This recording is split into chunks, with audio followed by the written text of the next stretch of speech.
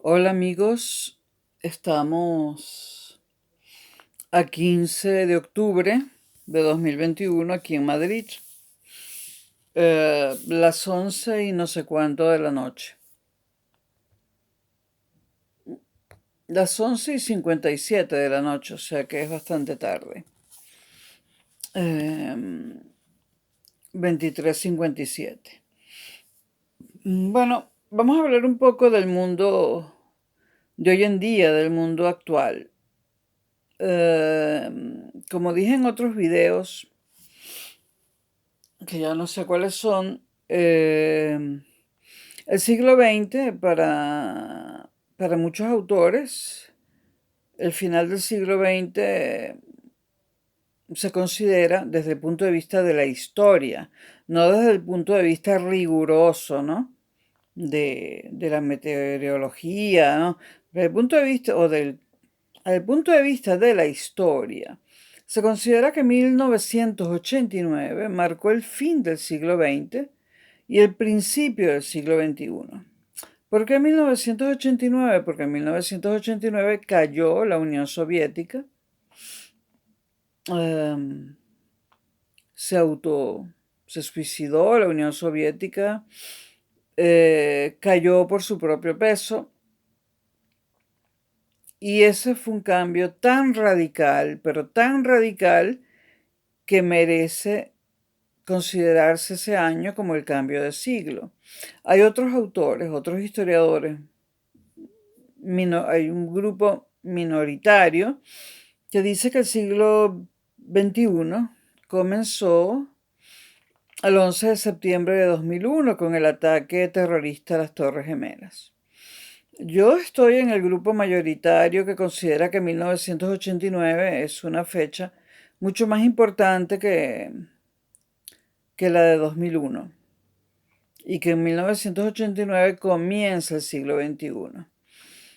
Porque en 1989 cambian, al caer la Unión Soviética, deja libre, o sea, cae la Unión Soviética y Rusia libera a los países satélites de su yugo. Rusia se retira de Rumanía, de Polonia, de Checoslovaquia, de la ex Yugoslavia, etcétera, dejando esos países libres, ¿no? Y el mundo occidental pasa a ser todo capitalista, ¿no? Estamos hablando del mundo occidental, no estoy hablando de la China. Es un cambio histórico muy importante.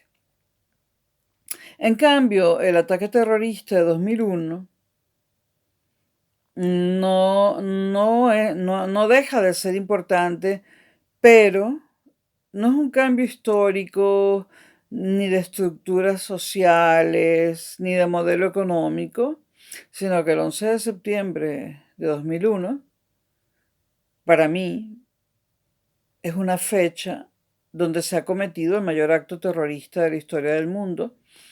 Para mí esa es una fecha que no indica ningún cambio de siglo, que lo que se, que lo que indica el 11 de septiembre de 2001 es un crimen, un delito, un crimen de lesa humanidad, una carnicería y, y, y un horror a mansalva. Y es que no hay palabras. No hay palabras para derribar dos rascacielos llenos de gente, con dos aviones de pasajeros también llenos de gente, más dos aviones más de pasajeros. O sea, no hay palabras para hablar de ese horror. Ese día quedará para la historia como el día en que se cometió un delito atroz, una barbaridad, un crimen sin precedente alguno. No es un cambio histórico, no es un cambio de siglo, es un crimen, un delito, una atrocidad. Bueno, eh, yo voy a llamar mundo actual, actualidad, a todo lo que viene después de 1989. Y hoy les quería hablar un poco de la transición demográfica y el cambio social que se han dado en el siglo XXI, que repito, la mayoría de los historiadores considera que comenzó en 1989. En 2000 años, antes de la revolución industrial sobre todo, 2000 años, en 2000 años si los contamos para atrás, y antes de la revolución industrial, la población mundial realmente crece muy poco. La población mundial crece muy poco. A partir de 1850, mediados del siglo XIX, comienza la población mundial a crecer un poco más gracias a la revolución agraria. La revolución agraria es una consecuencia de la revolución industrial.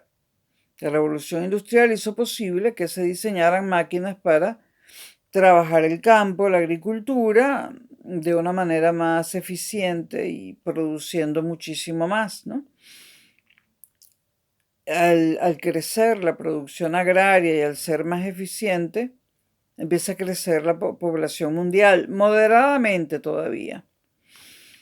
El siglo XIX, o sea, antes de la revolución agraria, que la podemos situar sobre 1850, mediados del siglo XIX, la población crecía a un ritmo aritmético, muy, muy lentamente. A mediados del siglo XIX, el crecimiento de la población deja de ser aritmético y pasa a ser geométrico. Y en el siglo XX, el crecimiento de la población pasa a ser exponencial. Un crecimiento nunca antes visto fue el que ocurrió en el siglo XX. Y sigue ocurriendo en el XXI. Estamos hablando del mundo actual. Estamos en un momento en que la población mundial sigue creciendo y creciendo y creciendo sin parar. Analicemos un poquito por qué no creció mucho hasta 1850. La población mundial no crecía demasiado, crecía muy poco hasta mediados del siglo XIX por muchas razones. Una de ellas, la alta tasa de mortalidad.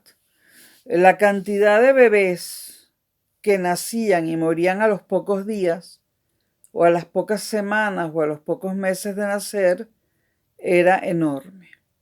Por otra parte, la esperanza de vida de una persona antes de mediados del siglo XIX, de una persona común y corriente, que antes de mediados del siglo XIX muy poca gente tenía médico, la higiene era muy mala y además no se sabía, no se había tomado conciencia de la importancia de la higiene para mantenerse sano.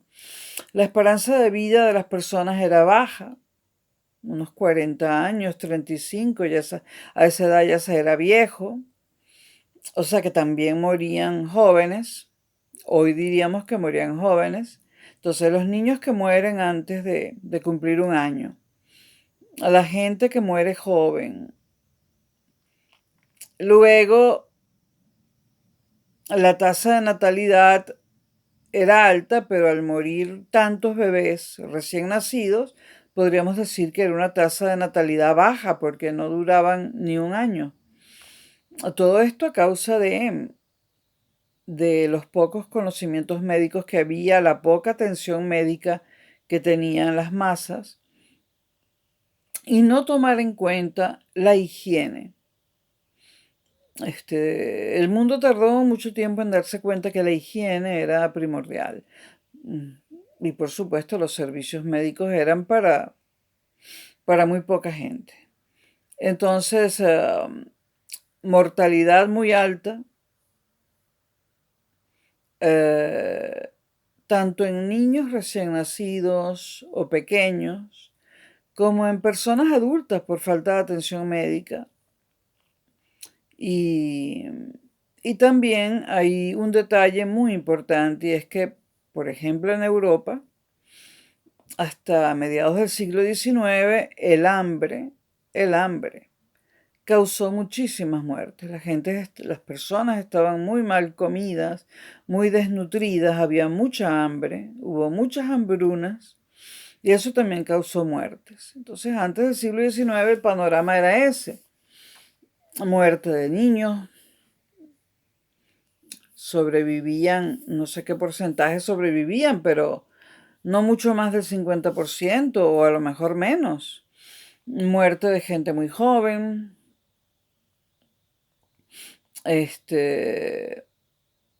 falta de medicinas, de salud, de comida, de nutrientes, etcétera. Ahora, llega en 1850 más o menos la revolución agraria y entonces empieza el mundo, en este caso Europa, a producir muchos más alimentos provenientes de la agricultura, ¿no? Esto hace que haya más alimentos para alimentar, valga la redundancia, a la gente. Entonces la gente, al estar mejor comida, empieza a vivir más tiempo y a vivir mejor y enfermarse menos. Este, a mí me da risa cuando hay gente que tú le dices que el hambre ha causado trastornos políticos horribles, por ejemplo, en Venezuela recientemente, lo cual es una vergüenza, en pleno siglo XX, llegando al siglo XXI, o en África todavía. Bueno, tú le hablas a mucha gente del hambre y se ríen, ¿no? Pero es que el hambre y la falta de comida traen gravísimos problemas, entre ellos la muerte. Bueno, entonces salimos del siglo XIX, llegamos al siglo XX. Hay dos guerras mundiales, ciertamente, donde mueren millones de personas, pero una vez pasado eso, la agricultura sigue siendo cada vez más eficiente, vienen las economías de escala, el comercio internacional, hay grandes descubrimientos y desarrollos científicos en la medicina, aparecen los antibióticos, las vitaminas y también un cambio de visión política donde los gobernantes, fueran quienes fueran, se daban cuenta, por fin, de que era necesario que todo el mundo comiera y tuviera medicinas. Bueno, no voy a hablar de Malthus porque bueno, no tengo ganas de hablar de Malthus porque nos pasamos toda la vida. Yo recuerdo que en el colegio, yo nací en 1960, todavía estábamos en el paradigma malthusiano. Malthus había dicho que los alimentos crecían en progresión aritmética, pero la población mundial crecía en progresión geométrica. Por lo tanto, nunca habría suficientes alimentos para todos.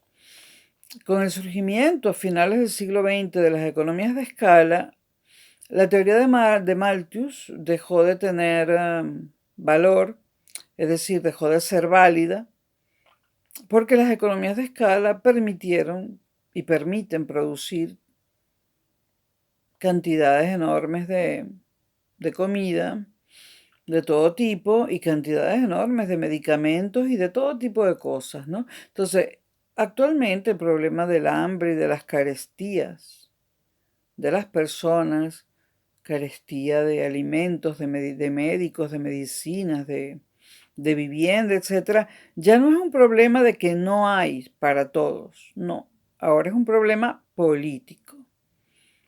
Las élites políticas que gobiernan el planeta, que no sabemos ni cuáles son, porque no vayan a pensar que estas cosas las decide Pedro Sánchez o Maduro o Biden o... Estas cosas nadie sabe quién las decide, por eso hay tantas teorías conspiratorias, pero hay un grupo de personas que dominan el mundo, ciertamente, que no quiero aludir al origen religioso de estas personas, ¿no? Pero hay un grupo de personas que dominan el mundo a las que no les convendría que todo el mundo tuviera casa, comida, etcétera, ¿no? Médicos.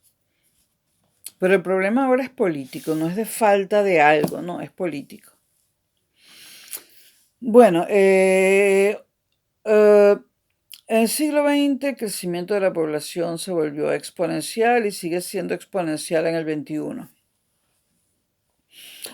Hoy en día, y esto tomando en cuenta al mundo entero, así haciendo un promedio, hoy en día cada vez nacen menos niños por mujer fértil. Es cierto que donde menos niños nacen por mujer fértil es en Europa. Los europeos no quieren tener hijos, pero se creía o se cree o hay una creencia generalizada de que es solamente en Europa. No, en muchísimas partes del mundo las mujeres cada vez tienen menos hijos, los tienen a una edad más avanzada o no tienen ninguno. ¿Cuál es la razón de esto? Bueno, hay muchas razones. Una de ellas es el estilo de vida. Hay mujeres, como yo, por ejemplo, que han querido ser libres y decidieron no tener hijos, que no han querido ataduras, porque un hijo te ata desde que lo pares hasta la tumba. O sea, bueno, desde que quedas embarazada hasta la tumba, te ata un hijo. Y no puedes hacer con tu vida lo que te dé la gana. Bueno, entonces el estilo de vida ha tenido mucho que ver, la incorporación de la mujer al mundo laboral a finales del siglo XIX y principios del XX, porque antes de eso la mujer estaba confinada al hogar, a la casa.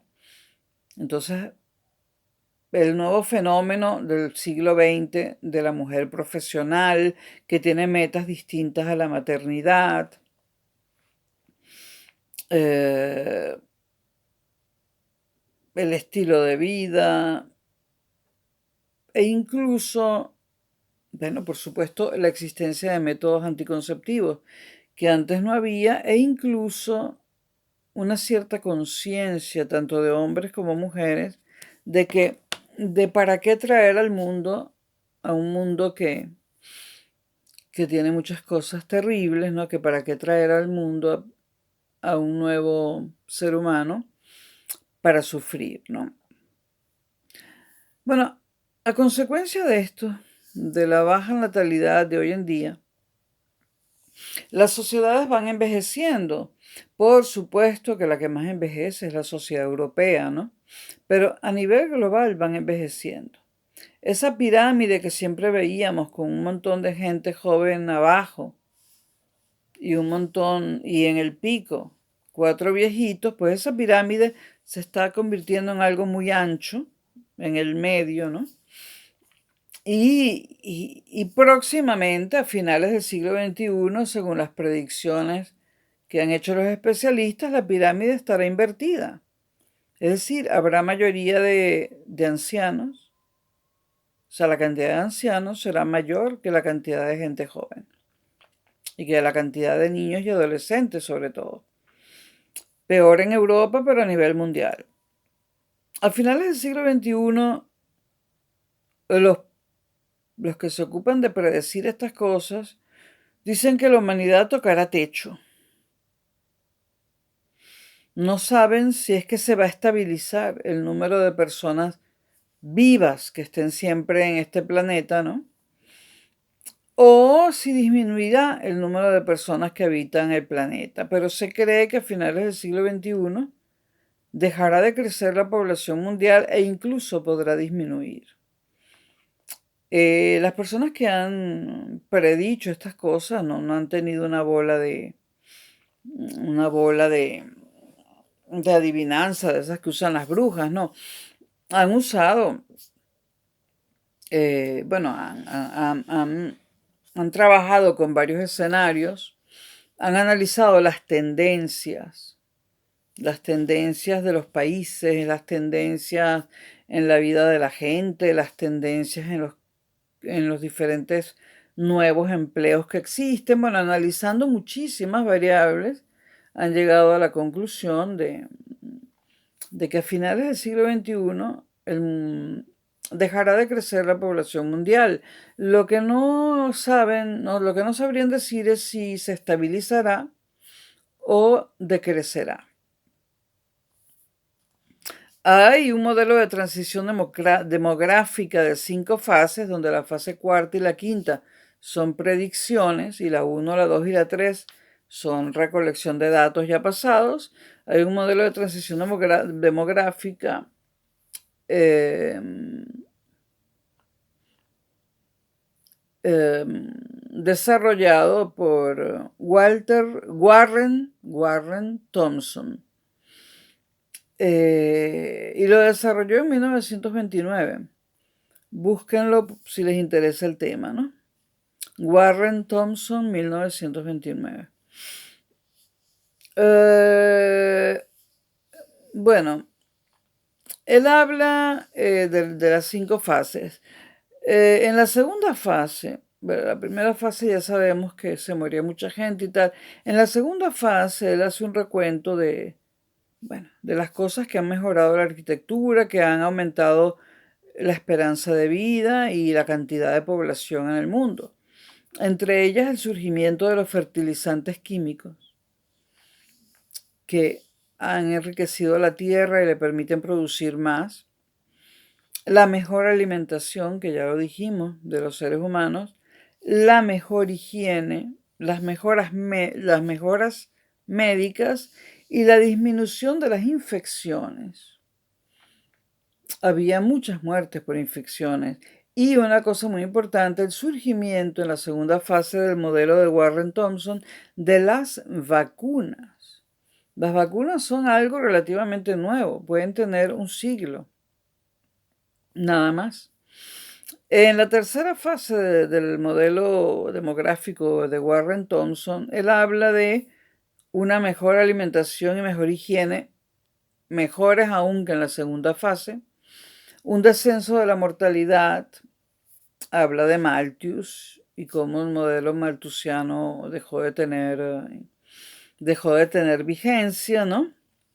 Habla del descenso de la natalidad, del cambio de los usos y costumbres, lo que ya dije, la incorporación de la mujer a los puestos de trabajo, el retraso de la edad a la cual la mujer tiene su primer hijo, el número de hijos, que ya las mujeres tienen muchos menos hijos que antes, si es que tienen alguno, el aumento de la esperanza de vida.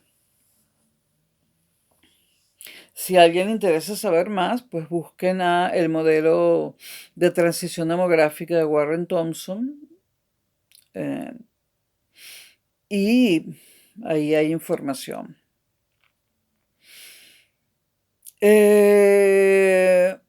¿Cuáles son los países más poblados del mundo?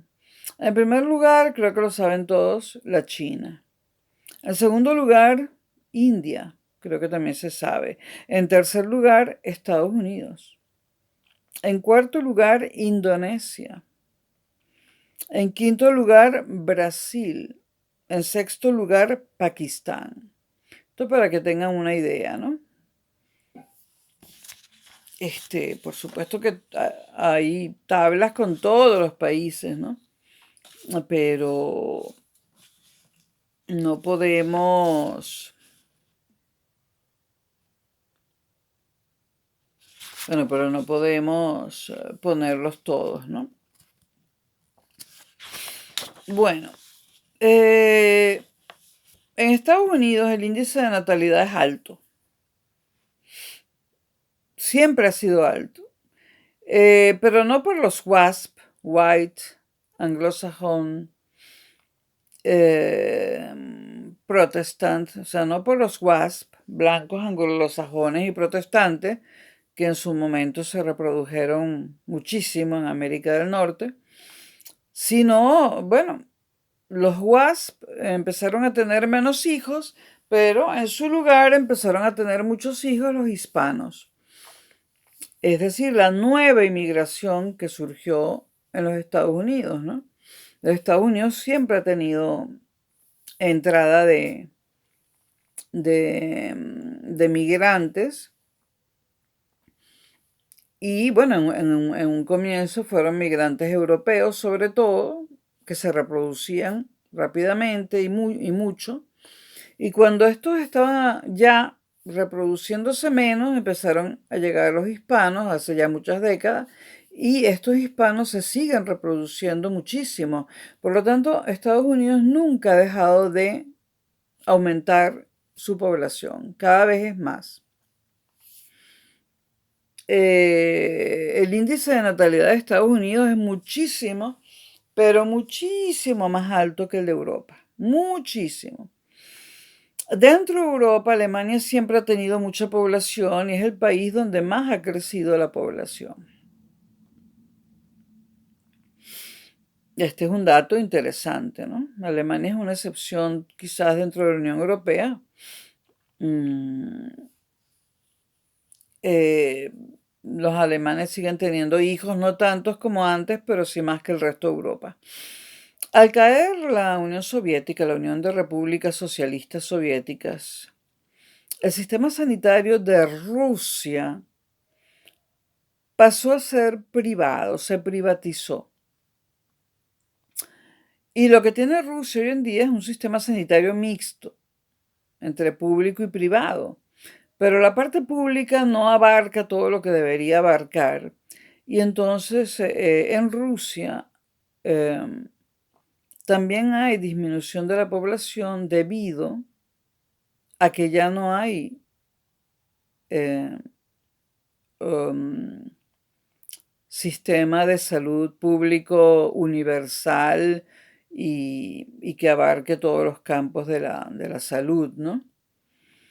Em, yo sé que habrá, bueno, a los liberales yo no sé, los liberales pensarán que eso que está bien que Rusia, mientras fue comunista, se moría menos gente que ahora, que es capitalista, ¿no? Pero no, no está bien, está muy mal, ¿no? O sea, Rusia para poder seguir adelante y en vista del descalabro económico que sufrió la Unión Soviética, Rusia tuvo que privatizar la salud y los rusos de a pie mueren más hoy en día por falta de salud pública que en la época soviética. Por eso no nos debe extrañar, por eso y muchísimas otras cosas más, no nos debe extrañar que muchísimos rusos añoren el comunismo, ¿no? También yo, si fuera rusa, lo añoraría, porque eso de haber tenido salud y que de repente me la quiten y no me pueda curar, pues, ¿no? Pues, eso sería ya otra discusión, pero eso es lo que está pasando en Rusia. Y todavía hay gente, yo diría que muy, muy bruta y muy mal informada. En la oposición venezolana, por ejemplo, hay gente que cree que Rusia ha mejorado con el capitalismo, o hay gente que dice, bueno, si no tienen dinero, que se mueran, ¿no? Bueno, evidentemente yo no puedo estar de acuerdo con esas personas, ¿no? Pero lo peor es que los liberales consideran a Putin un comunista. Si Putin siguiese siendo un comunista, estatizaría la salud pública y no lo ha hecho. Pero eso sería para otro video. Bueno, África, nuevamente predicciones científicas hechas por gente muy competente y que maneja varios escenarios, se cree que África, o se está seguro, estas personas, a no ser que haya un cataclismo, algo así como la desaparición algo que se parezca a la desaparición de los elefantes, al diluvio universal, al surgimiento de los Pirineos. Em, por cierto, hubo un video donde yo quería hablar de los Alpes y dije todo el tiempo Pirineos, Pirineos. No me acuerdo qué video es, pero ahí me refería a los Alpes, ahora me refiero a los Pirineos. A no ser que haya un cataclismo que el ser humano no sea capaz de predecir, un meteorito enorme que nos caiga encima, lo que sea, pues todo indica que África a finales del siglo XXI será la zona de mayor aumento de la población. Tendrá 4 veces la población que tiene actualmente. Lo más determinante, bueno, vamos a hablar un poco ahora de las migraciones. Las migraciones no es un fenómeno actual. Mucha gente habla de ellas como si eso fuera un fenómeno nuevo.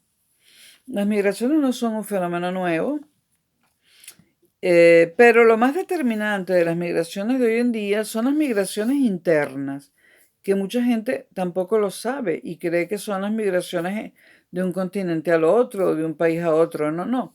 Lo más determinante son las migraciones internas que siguen haciendo lo mismo que hace décadas. La gente va del campo a la ciudad. Y esto continúa, esto es un fenómeno que empezó hace mucho tiempo, empezó antes de nacer yo y continúa. Pero hay una excepción en esto de ir del campo a la ciudad. ¿Dónde va más gente del campo a la ciudad? Bueno, evidentemente en Latinoamérica, ¿no? En Estados Unidos también, y mucha, pero no tanto como en Latinoamérica. Y en cuanto a países como la India y eso, no tengo datos, ¿no? Pero evidentemente en Latinoamérica eso es, eso lo sabemos, y en Estados Unidos también, pero menos que en Latinoamérica. Pero hay una excepción en ese trasvase de gente del campo a la ciudad, y esa excepción es Europa. Europa en los últimos años, la gente ha empezado a regresar al campo, por muchísimos motivos. Por ejemplo, la mitad de los europeos tomamos antidepresivos. Es una situación normal. No puede serlo. No puede ser que la mitad de los europeos suframos depresión al punto de necesitar antidepresivos, porque no todas las depresiones los necesitan. Pues aquí en Europa estamos, el 50% de los adultos tomando antidepresivos. En Europa se han desatado las enfermedades mentales, a la depresión, la bipolaridad. Europa está llena de bipolares, la esquizofrenia, los ataques psicóticos, no psicópatas, eh, los suicidios, sobre todo en Finlandia y Noruega, y por supuesto Suecia, pero la tasa más alta la tiene Finlandia. Y bueno, el europeo vive con un grado enorme de estrés y de infelicidad. Y bueno, el estrés y la infelicidad, ¿de dónde salen? Salen de un estilo de vida que no es compatible con el ser humano. No es compatible con el ser humano y de hecho nos destruye. Nos destruye. Que estoy yo tomando antidepresivos, pero yo ya los tomaba en Caracas porque bueno, llevaba más o menos el mismo tipo de vida. Una profesional con una vida muy activa, con demasiadas cosas que hacer al mismo tiempo, bueno, la competitividad, ¿no? Entonces, en Europa mucha gente ha dicho basta. Ha dicho, bueno, vamos a ver cuánto dinero tengo. Tengo 3.000 euros. ¿Y este piso cuánto valdrá? Bueno, esto es un piso viejo, 40.000. Bueno, se ponen a ver si hay alguna casa en venta, que las hay. Hay casas en venta en el campo, pero por todos lados en Europa.